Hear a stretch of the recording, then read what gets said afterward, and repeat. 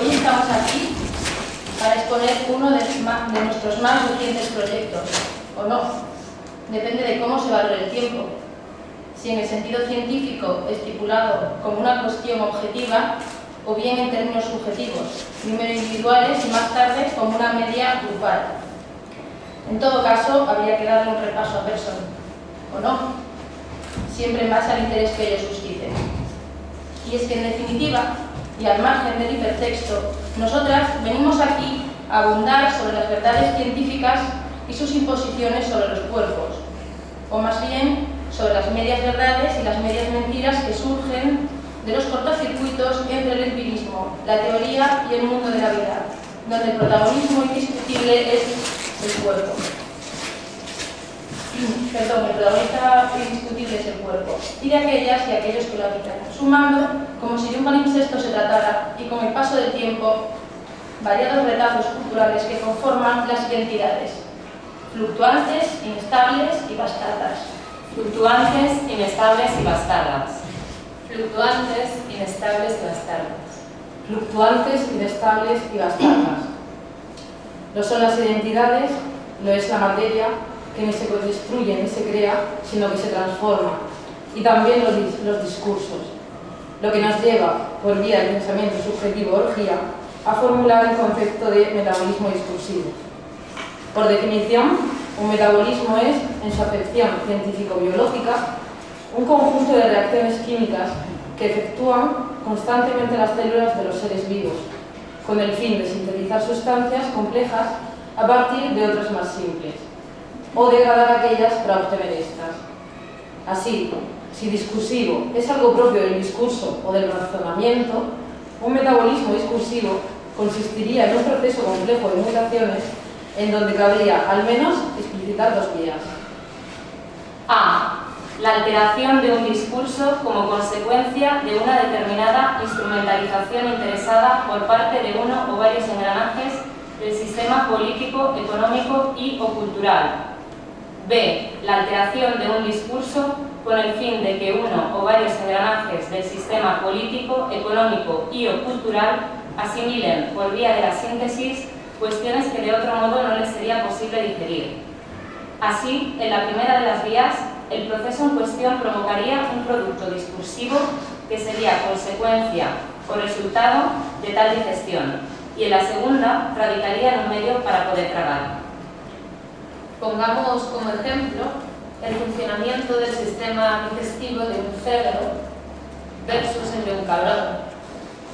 El primero traga y digiere lo engullido con X resultados, como en la vía A, y el segundo traga, pero para poder digerir con X resultados, debe antes rumiar con X menos 1 resultados, como en la vía B. Un plátano puede estar pelado porque alguien haya necesitado usar la monda para provocar que otro alguien resbale y caiga, o con el fin de que pueda ser comido. No obstante, no debe obviarse que el plátano viene enfundado, y no solo eso, sino que forma parte de un manojo y que cada una de las pieles tiene una particularidad en su moteado, al menos si estos son de Canarias. Uno de los ejes de nuestro discurso de hoy es exponer cómo la idea de representación viene condicionada por un ideal del siglo XVIII, el ideal de la Ilustración, en el que la razón supone la forma de establecer un sistema autoritario ético, estético y de conocimientos. El propósito de la Ilustración como movimiento era educar a la sociedad, pero no olvidemos que la educación es una transmisión de conocimientos imbuida de una imposición, y repetimos, imposición, más o menos explícita de valores culturales. Por poner un ejemplo claro, o por lo menos más que el del cerdo, el cabrón y el plátano en relación al sistema patriarcal. Perdón. No es lo mismo aprender biología en un colegio católico que en uno laico, hacerlo en la actualidad o en la dictadura del franquista. Tomen nota, por favor. Zas, zas, zas, zas, zas, zas.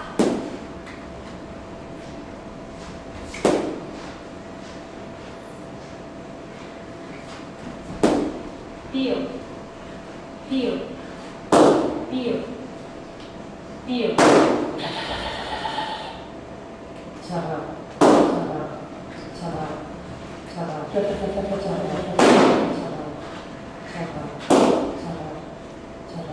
Pío. Pío. Pío. Pío.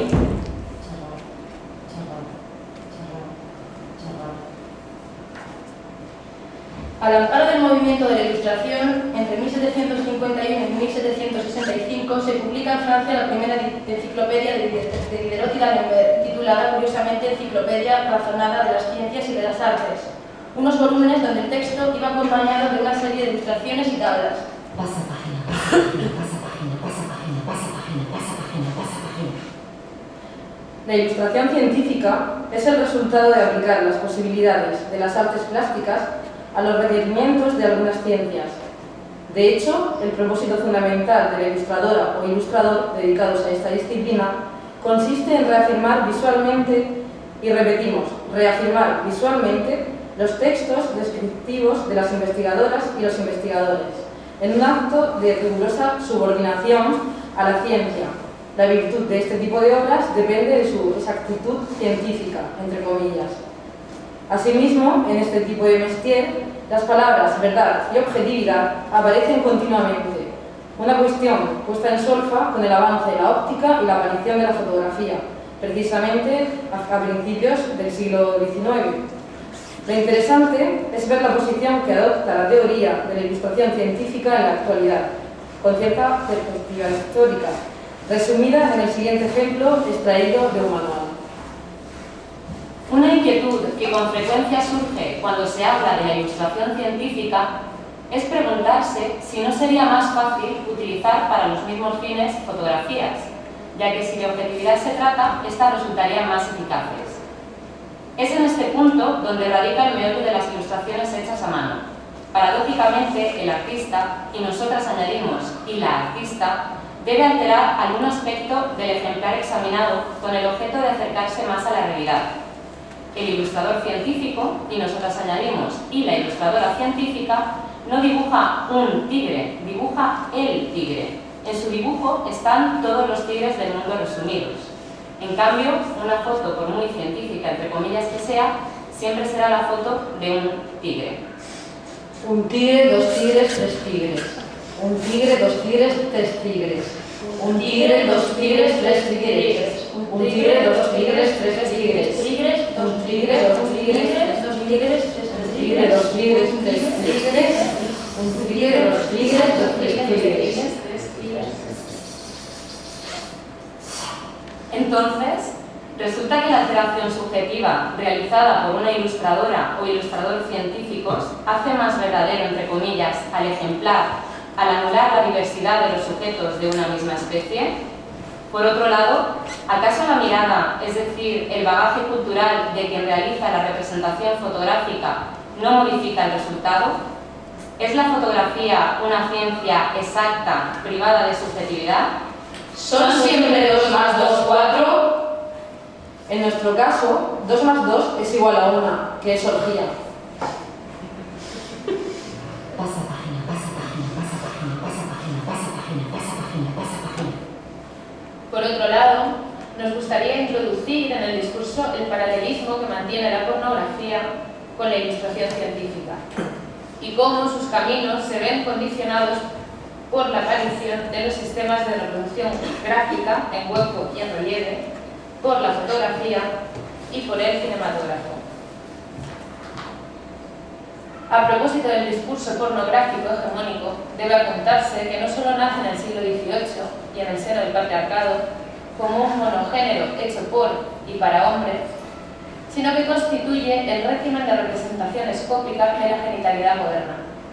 Dicha encarnación de la sexualidad está legitimada en un doble juego moral, pues al igual que la medicina y la jurisprudencia, la pornografía es un sistema geopolítico que naturaliza el sexo y el género, presentando los cuerpos bien como normales, bien como perversos, normalizándolos y patologizándolos. Patologizas, patologizas, patologizas, infecta. Boursier define la Salpêtrière, clínica francesa especializada en el estudio de la histeria femenina, como una voluntad del saber médico pornoginecológico que daría paso a las perversiones, entre comillas, tipificadas de los sexólogos del siglo XIX y de sus herederos del XX. De hecho, en la pornografía, como en la ilustración científica, hay una imposición velada de cómo deben ser los cuerpos y las prácticas, una reglamentación implícita en la que las aberraciones son incluidas en categorías anexas de anormalidad. López Ibor. Gracias. Hallamos en la extensa bibliografía del doctor López Ibor, uno de los estandartes de la medicina y de la psiquiatría de este país de mediados y finales del siglo XX, una clasificación de diversas prácticas sexuales que tanto él como sus seguidores calificarían de patologías, entendiendo patología, y siempre según el diccionario, como el conjunto de síntomas de una enfermedad, entendiendo por enfermedad una alteración más o menos grave de la salud, es decir, de la normalidad de los cuerpos. La tipificación de las prácticas de estos informados, entre comillas, se estructuraba grosso modo en relación a 1. El propio sujeto, que podía conllevar un diagnóstico de narcisismo, de homosexualidad masculina o de homosexualidad femenina, entre otras. 2. El modo de aplicación, donde dependiendo de los casos podríamos encontrar la inclusión de prácticas como la ipsación, también conocida como masturbación, o el masoquismo. Y 3.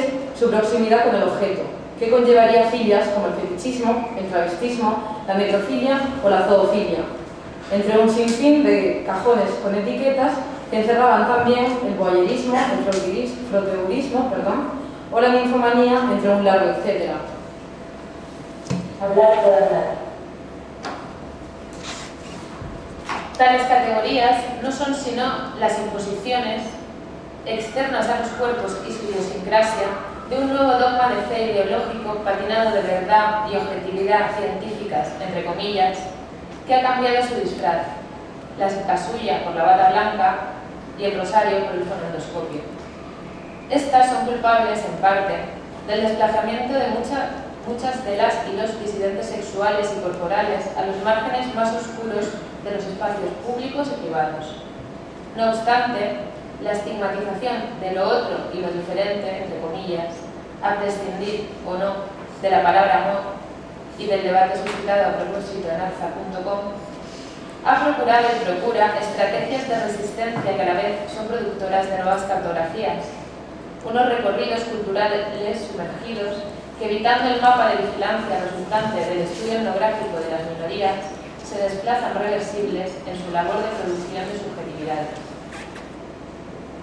Yo me autorretrato, tú te autorretratas, ella se autorretrata, nosotras nos autorretratamos, vosotras os autorretratáis, ellas se autorretratan. ¿Y si esas piezas culturales de lo aberrante son desconocidas o mal conocidas y por tanto invisibles? ¿Significa esto que no existen? ¿Los polvos lésbicos escenificados gráficamente por J.B. Jones o Nicole Eastman son un tigre o son el tigre? ¿Y los polvos gays ilustrados por Tom Fiedler?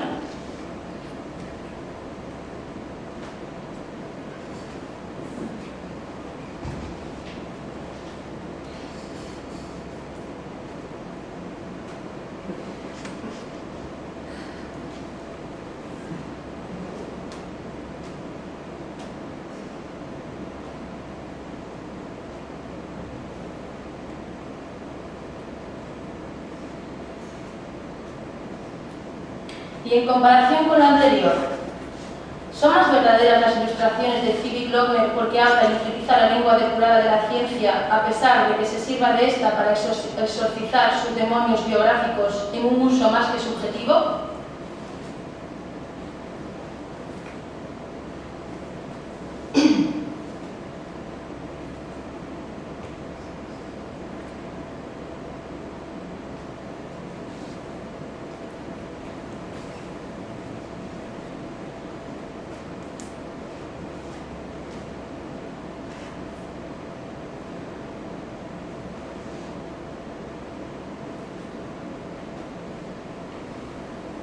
Pero, ¿por qué no hablamos del cuerpo humano y sus prácticas y, sin embargo, sí lo hacemos de flores, insectos y acciones?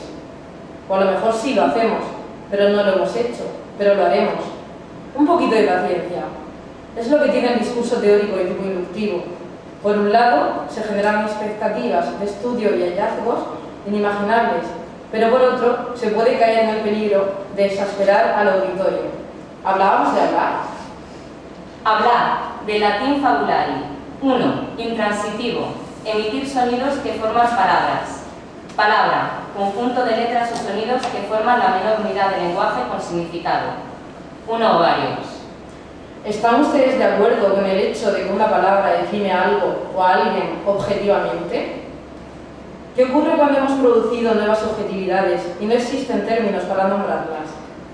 ¿Y qué sucede con las definiciones de vocablos proscritas históricamente por los usos estancos y normativos explicitados en diccionarios y enciclopedias? Lo que puede pasar, por ejemplo, es floricultura subversiva.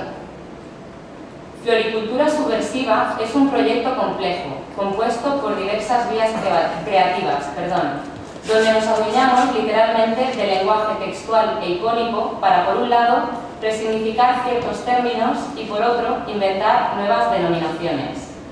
En líneas generales, consiste en la producción de un determinado discurso en relación a la idea de jardín, marco idílico del amor cortés heteronormativo desde los tiempos de Garcilaso e incluso antes, y al mismo tiempo lugar propicio para prácticas subversivas más invisibles, entre comillas, en sus rincones y oscuros recovecos. Del mismo modo, un jardín es la imagen de una determinada práctica micropolítica, donde se ponen en juego una serie de relaciones y jerarquías entre los elementos que lo conforman, construyen, practican, habitan. Así, este espacio nos ha servido, entre otras cuestiones, para reivindicar la demonizada imagen de la mujer bicha como un icono ruidoso, transgresor y molesto para el patriarcado, así como para analizar el carácter genital de las flores y establecer un conjunto de juegos audiovisuales y conceptuales. La literatura y las artes plásticas, e incluso la joyería y la artesanía, han representado en diferentes momentos de la historia personajes femeninos, mitad mujer, mitad animal o bicha, como la arpía, la sirena, la esfinge, la vampira o la medusa.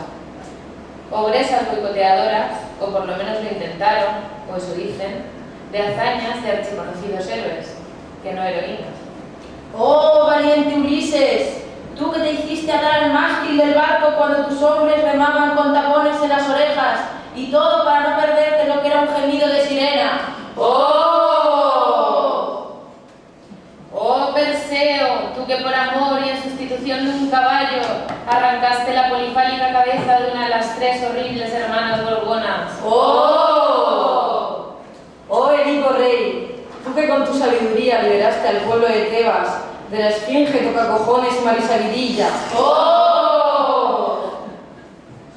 Un buen número de artistas, o no, especialmente durante el decadentismo finisecular del XIX, sintetizaron el miedo a la mujer poderosa y autónoma, emancipada sexualmente, en una vagina dentada que logró saltar del papel, del lienzo y de la piedra al subconsciente colectivo. Toda una amenaza para su dominación. ¿Masculina?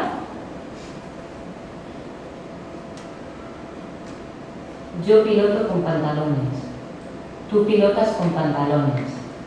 Ella pilota con pantalones. Nosotras pilotamos con pantalones. Vosotras pilotáis con pantalones. Ellas pilotan con pantalones. De hecho, tal estereotipo demonizado de la mujer mala, no sumisa y castradora y por lo tanto devoradora de hombres, ha sido y es inspiración y legitimación de la misoginia del hombre hetero y gay con G, así como de otras muchas mujeres, ya que en contraposición del modelo teológico de abnegación de vírgenes santas y mártires, de la mano de los fisonomistas, otra vez la ciencia, en esta ocasión el campo de la criminología, confeccionó todo un imaginario de criminales y prostitutas y en definitiva de mujeres insurrectas que bebían iconográficamente del catálogo de la femme fatale definido por la subjetividad artística, llegando a establecer rasgos correlativos entre esta y la delincuente. Pero, ¿qué define a una mujer? ¿Un conjunto de atributos físicos? ¿Un conjunto de atributos psíquicos? Con respecto a tal término, su catálogo del diccionario nos dice: ama, amante, amazona, arpía, rabalera, bachillera, beldad, belleza, bellosexo, bruja, cayonca, castigana, chagorra, chichilasa, chirusa o chiruza, chuquisa, circe, comadre, concubina, corralera, costilla, cuija, culebrón, dalaga, dama, damisela, dona, doncella, doña, dueña, escaldada, eva, faenera, faldas, fémina, figulina, fulana, gacela, gachí, gigantilla, guaricha, guayabo, halconera, hembra, urija, mona, laborera o laboriosa, lechuza, licenciosa, ligera, liviana, lolita, madre, maja, mamantona, manola, margaritona, maría, marimacho, marisabirilla, maruja, macrona, mena de neona, mina, mujer de vida alegre, mujerona, mujerota, mujeruca, mujerzuela, mulier, muñeca, nana, narrio, garisca, pazpuerca, pécora, malapécora, pejina, perico, perinola, pindonga, piruja, pregona, prostituta, rabalera, rabisalsera, rabona, ricadueña, ricafembra, ricahembra, sargenta, sargentona, señora, señorita, sexo débil, suripanta, tarasca, tigresa, titi, vampiro, vampiresa, varona o varonesa, Venus, virago. Seguimos sin saber exactamente qué es una mujer, aunque la equiparación en esta de insurrección y fealdad parece haber sentado cátedra por la cultura visual más normativa en el imaginario social. A pesar de la imposición cultural, este patrón descastado, no obstante, ese ha sido el sustrato de una nueva identidad simbólica de lo convenido como mujer. Un modelo de disidencia formal y actitudinal para las y los disidentes. Una visualidad estigmatizada, pero reabsorbida por la oscura periferia y convertida en un icono underground. Especialmente la subespecie de la mujer bicha, o mujer insecto, en la que encontramos bellísimas figuras. Al respecto, como outsiders, nos gustaría proponer las siguientes revisiones. Chicharras. Bichas parlanchinas y agitadoras que producen estridencias y disidencias gracias a la apropiación del abdomen o pantalón del macho chicharro. Mantis. Mujer moderna autónoma con una vasta experiencia en el campo de la antropología que no se rige por los cánones de la monogamia y que no necesita a un macho para mantener y conseguir un estatus social. Mantis. Yo soy autónoma, tú eres autónoma, ella es autónoma, nosotras somos autónomas, vosotras sois autónomas, ellas son autónomas. Araña. Ellas crean redes, claro. Cucaracha. Ella quiere batir un récord, vive para batir un récord, se entrena para batir un récord, se esfuerza para batir un récord, va a batir un récord, ha batido un récord. Culebras. Ellas mutan. Sí, mutan. Sí, mutan. Sí, mutan. Sí, mutan. Sí, mutan. La pulga. Entra en el gimnasio y levanta 150 kilos. Se seca el sudor y se va. La murciélago. Viajera nocturna de gran agudeza visual. Transporta mercancías peligrosas sobre las cabezas de los transeúntes. Ladra de noche y dormitarería. Gran conocedora de lugares oscuros y húmedos.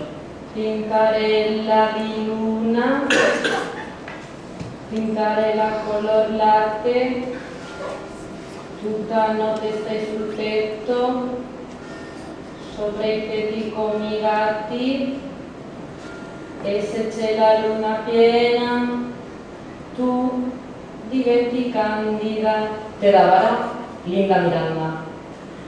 Y es que, para Floricultura Subversiva, hemos escrito y después grabado en estudio, siempre de manera colectiva, una serie de muestras de sonido que, entre múltiples aspectos, bien giran en torno a la idea del lenguaje performativo que construye, visibiliza una realidad al definirla, bien recuperan la figura retórica más sonoras del lenguaje, las onomatopeyas, aliteraciones, o bien reflexionan sobre el poder del estilo enciclopédico para normalizar una serie de contenidos conceptuales bastardos, dándoles una pátina de verdad. Veamos ahora algunos casos. Muestra 1. Jaula de chicharras. Recinto plagado de bichas parlanchinas y agitadoras que producen estridencias y disidencias gracias a la apropiación del abdomen o pantalón del macho chicharro. Muestra 2. Herboristeria. Alteración emocional urticante provocada por las Alpentierus charcotianas. Aparentemente no hay ninguna lesión física que la explique. Muestra 3. Herborizar. 1. Poner rígida y tiesa una cosa, especialmente la hierba corporal propia o ajena. 2. Levantar un muro piloso como acción de defensa. Catálogo. Herborizarse, espinarse, enzarzarse, herboazorarse, herbolar. Muestra 4. Contemplar el follaje. 1. Acción unisex con premio de placer. 2. Onanismo sensorial experiencial sobreabundante. 3. Placer escoptofílico clandestino. Catálogo. Mirona. Boyer. Muestra 5. Pelusa. 1. Vello facial que nace sobre el labio superior o mayor, sin fuerza pero con la opacidad suficiente para siluetear una sombra. 2. Hierba corporal de las coyunturas. Catálogo. Café. Mostacho. Muestra 6. Ejercitando el contrapelo. 1. Ejercer la virtud del pelo, particularmente en contra de lo que es tendencia general. 2. Usar con objeto dicha facultad o poder en contra de su directriz normativa. Forzar, combatir. 3. Practicar la contracción para aprenderla, adiestrarse en ella o hacerla con naturalidad o soltura. 4. Hacer valer el derecho al pelo o reivindicar el pospelo. 5. Micropolítica inoportuna. Catálogo. Entrenar, procesar, trabajar, perpetrar, enredopelo, redropelo, repelo, rodapelo. Muestra 7. Exhibiendo el pelo. 1. Poner el pelo ante la vista de la gente. Enseñarlo, exponerlo. 2. Publicar con orgullo, lucir, ostentar el ejercicio y la tomadura del pelo. 3. Mostrar para evidenciar, revelar, presentar una prueba de vello. Muestra 8. Sentarse a horcajadas. 1. Sentarse en cualquier sitio echando una pierna por cada lado, ocupando un ancho total 4 veces el propio cuerpo. 2. Ocupar el mayor espacio posible de forma desinhibida. Catálogo. Trotar, cabalgar, masculinizar la pose. Muestra 9. Sudar la entrepierna. 1. Reacción corporal consistente en una transpiración ácrata. 2. Reflexivo, metáfora. Acción de ignorar la repercusión social como consecuencia de la propia práctica deportiva, haciendo caso omiso a las convenciones en torno al binomio sexo-género. Catálogo. Me la suda, te la suda, se la suda, nos la suda, os la suda, se la suda. Asimismo, y a través de la ilustración conjunta, hemos desarrollado una cierta práctica botánica generando una colección de flores plurisexuales. Partiendo de la iconografía floral asentada en el subconsciente colectivo del grupo, sin referentes fijos y mediante diversos desplazamientos y perversiones de orden semántico y semiótico, se han ido estableciendo lazos conceptuales y formales entre lo genital y lo cultural, en base a la morfología de las flores, órganos reproductivos por excelencia del mundo vegetal y objeto de metáforas sociales con respecto a la genitalidad humana, la belleza, la delicadeza, la pureza, la virginalidad o la feminidad más estricta y normativa, entre otras cuestiones. Se trata, en definitiva, de una creación que juega con los dobles sentidos, pues tras la delicadeza y la sinuosidad del trazo, se esconde la más explícita pospornografía. He aquí algunos de los especímenes de nuestro catálogo botánico intersexual, autosexual, plurisexual.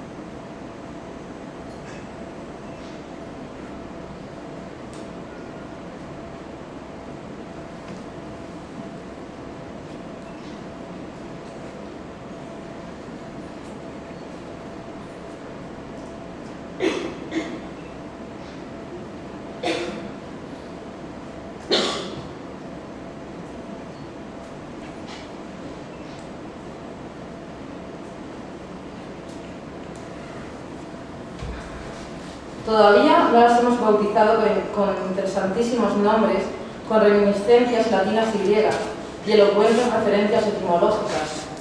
Y es que recordemos que las estrategias de resistencia productoras de nuevas cartografías se desplazan reversibles, tan rápido que no da tiempo a etiquetarlas, aunque ya habíamos anticipado al inicio de nuestra intervención que el tiempo era una cuestión subjetiva, ¿o no? Para finalizar, solo nos gustaría añadir, en nuestro detrimento, que si lo piensan, no es tan difícil hacer lo que nosotras hemos hecho. Un artista, por mucha licenciatura o doctorado que ostente, no posee un discurso respetable por la comunidad científica general.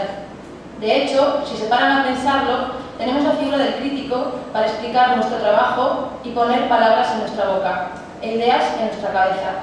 Lo nuestro es la verdad a medias y la mentira a medias. Lo cualitativo versus las cuantitativas e interminables estadísticas, lo subjetivo, lo personal. Porque entendernos en conceptos, en imágenes, en formas, en espacios, en sonidos, es cuanto menos comprender dónde acaban nuestras libertades y comienzan las de los demás. Y para perder lo que nos queda de credibilidad, nos despojamos de nuestras máscaras de autoridad científica.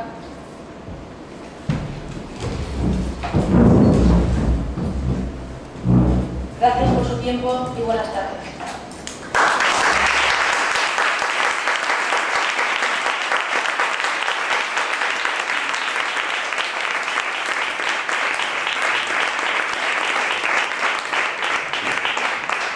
No sé qué mirar, yo me encuentro muy bien así.